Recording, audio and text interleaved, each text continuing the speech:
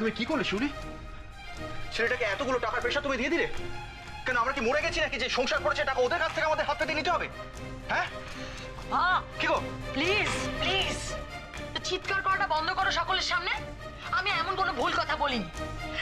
ঋষি এই বাড়িতে এই মেয়েটাকে বিয়ে করে এনেছে, ওর ভাত কাপড়ের দায়িত্ব নিয়েছে, ঘটা করে অনুষ্ঠান করে, তো ওকে তোর খরচ দিতেই হবে। আর একটা কথা, সকলের সামনে এত উত্তেজিত হয়েও না। একটা কথা মনে রেখো, আমার কিন্তু দুটো মেয়ে আছে, কারোর মতন আমার ছেলে নেই। আমার মেয়ে দুটোকে বিয়ে দিতে হবে, তাদের পড়াশোনার খরচ আছে। ভাই তোমার শিউলি প্লিজ, আমার মেয়েদের নিয়ে তোমাকে আর মাথা ঘামাতে হবে না, আমি আছি ওদের জন্য। আর মনে রেখো, আমি কিন্তু তোমার বাপের বাড়িতে গিয়ে তোমার বাবার কাছে হাত পাতিনি যে আমি কি করে সংসার চালাবো, আমার মেয়েদের কি করে বিয়ে হবে আমাকে বলুন। আমি কিন্তু জানি। কি বললে? অনেক হয়েছে। ছোট কোকা একটা সামান্য ব্যাপার নিয়ে তোমরা কিন্তু বড্ড বাড়াবাড়ি করছো। তুমি ওকে কেন কিছু বলছো না, আমাকে কেন বলছো? ডিসকাসিং ও সব ব্যাপারে কেন কথা বলে কেন?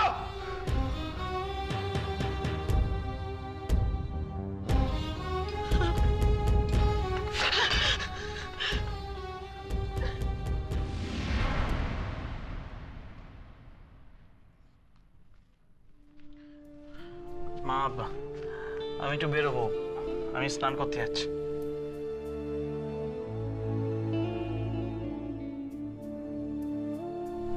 মা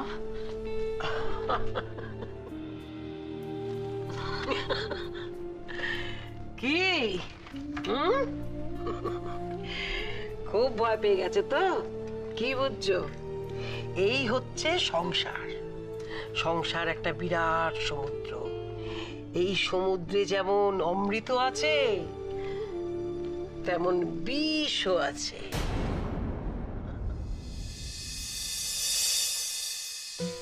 তোমাকে এই সমুদ্র মন্থন করতে হবে, বিষটাকে সরিয়ে দিয়ে শুধু অমৃতটাকে তুলতে পারবে তো? হ্যাঁ ঠাম্মি।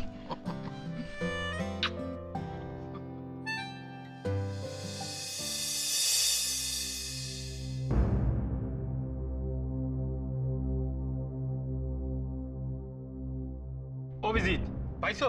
আরে না দত্তদা, এখানেও তো নেই। এই মোহর আর ঋষিদার বিয়েটাই হয়েছে যত সর্বনাশের কারণ। কি কইলা? বিয়েটাই যত সর্বনাশের কারণ। কালা কোথাকার। এই কি বাজে কথা কইতাছো কৌদি? হ্যাঁ কি জাদা কইতাছো? কি ভুলটা বললাম বলো তো? হ্যাঁ কি ভুলটা বললাম? এক তো বিয়ের জন্য এতদিন অফ, তারপর ভাবলাম মোহর ফিরে এসে অফিসের সব কাজ আবার আগের মতো সামনে নেবে। ও মা, ও তো কাজটাই ছেড়ে দিচ্ছে। এই দেখো, এত কাণ্ড কইরা ওগো বিয়া রইছে, অহন ওগো একটুখানি বিশ্রাম দেওয়া দরকার। এদিকে মিশ্রাজি কইছে ও হানিমুনের জন্য আর এই যাতায়াতের জন্য টিকিটের ব্যবস্থা করিয়া দেবে। আরে সে তো অন্য কথা দত্তদা, কিন্তু বিয়ে হয়েছে বলেই মোহর চাকরিটা ছেড়ে দিল, আর ঋষি বা কেন আলাও করলো বলো তো?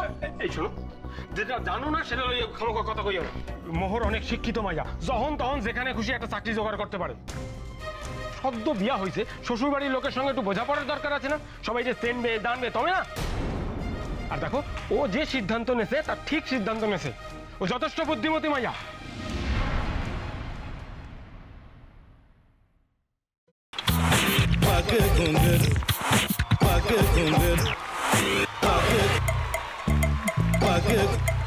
sa sa sa ga ga re re sa ni ni ni sa sa sa ga ga ga pa pa ma ma ga re re ga ga ga pa ni sa ma pa ni re re re re re re re re re ga re ga re ga re ga re ga pa pa pa pa pa ma ga re sa ni da ba sa pa ma ga re sa ni da ba sa pa ma ga re sa ni da ba sa ভাতের সঙ্গেই খায়। তোমার ইলিশ মাছ actually ভাতের সাথেই ভালো লাগে। এইবারে একটু আরেকটু জল লাগবে। হ্যাঁ, সর্ষে বাটা দিলে তো। তুমি বাজার করেছো কখনো? বাজার করেছি কখনো না, বাজারটা আমিই করি। কোথায় বাজার করো? আমাদের, হ্যাঁ আমি বেলঘড়িয়া, মানে আমি খুব খাদ্য রসিক, সত্যি বড় কথা। হ্যাঁ মানে ধরো শনি রোববার হলেই আমার মনটা চুপচুপ করে। হ্যাঁ দেখো ঠিক হচ্ছে কিনা, তারপর বলো।